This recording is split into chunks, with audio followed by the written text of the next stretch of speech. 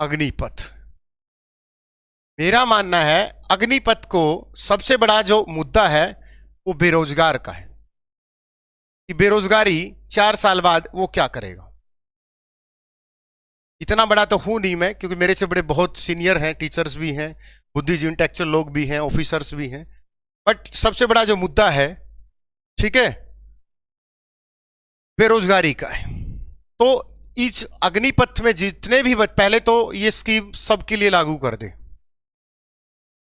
अगर पॉसिबल हो सके तो, ठीक है, कि देश का कोई भी आदमी हो जो किसी भी संवैधानिक पद पर बैठेगा, किसी भी संवैधानिक पद पर, कोई भी कुछ भी हो, संवैधानिक पद हो, चाहे नेता हो, चाहे मंत्री हो, चाहे एमएलए हो, चाहे वो पढ़ने वाला हो, चाहे वो प्रोफेसर हो, चाहे वो लेक्चरर लगे, किसी भी लगे, क्योंकि वहां पर भी उसकी चल रही है शिक्षा, ठीक है, और वो सबके लिए बराबर है।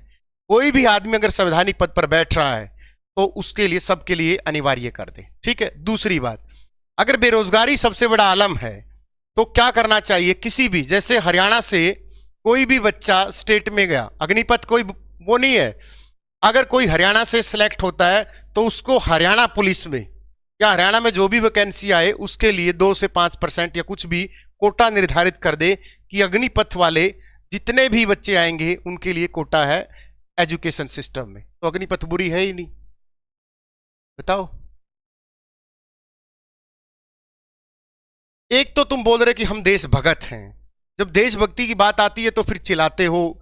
और क्या आप समझते हो कि रेल फूकना, मैं एक बात बता देता हूं, सुनो मेरी बात, जो जिसने भी रेल फूकी है, जिसने भी, इन पे केस लग गए, इनकी जिंदगी ताउम्र 30 से 35 साल के जब हो जाएंगे तब तक केस चलते रहेंगे इन पे, क्योंकि जब एक बार राजद्रोह 124 लग जाता है कोई नहीं पूछने वाला आता।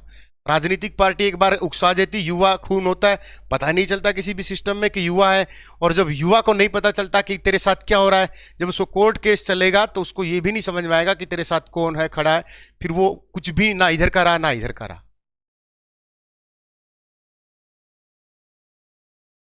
चलो भाई, thank you Praveen, love you, और आईपीएस सर को मेरी तरफ से जय हिंद।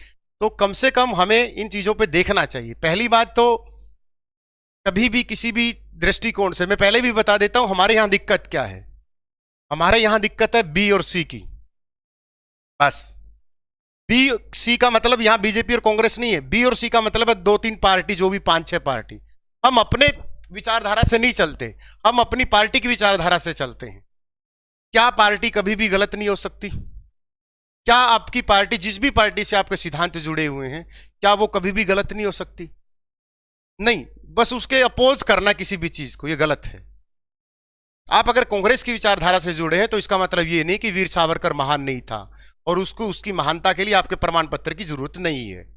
अगर आप बीजेपी से जुड़े हैं तो आपके प्रमाण पत्र की जरूरत नहीं है कि नेहरू ने उस टाइम देश को संभाला था जिस समय भूखमरी थी, जिस समय यहां पर साक्षरता 14% हुआ करती थी, जहां पर बहुत कुछ था ही नहीं। तो वो जो लोग चले गए हैं उनको आपके प्रमाण पत्र की जरूरत नहीं है।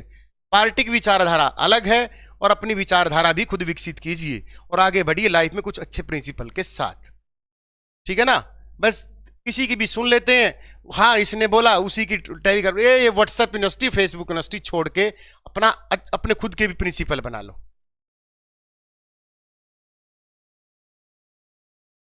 ठीक है ना। बाकी भाई मैं इतना बड़ा नहीं हूं कि मैं अग्निपथ पे कुछ बहुत बड़े व्याख्यान दूं, ना मुझे इसके बारे में इतनी ज्यादा नॉलेज है, क्योंकि अगर मैंने उस तरफ बोल दिया तो गाली, इस तरफ बोल दिया, क्योंकि लोगों की खुद की विचारधारा ही नहीं है कि डिबेट तो कर लो कम से किसी चीज पे बैठ के।